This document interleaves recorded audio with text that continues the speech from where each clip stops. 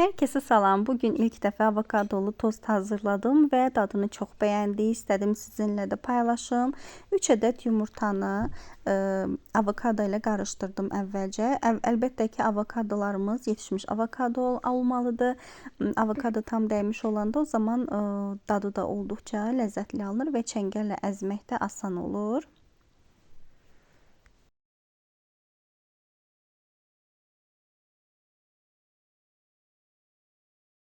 Avokadoları qabığından ayırıb, baxın bu cür şəkildə yumurtaya əlavə edirəm.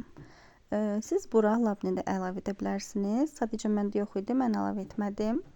Daha sonra yumurta və avokadonu çəngəllə əzirəm. Daha sonra duz isot əlavə edirəm zövqə görə.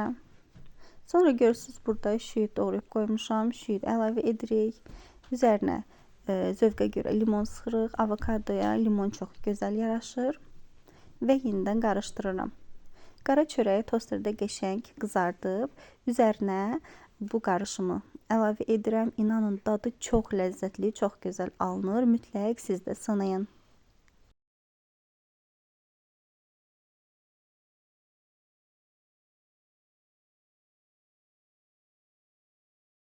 Belə ləzzətli reseptlərin davamı üçün kanalımı izləməyi unutmayın. Hələlik.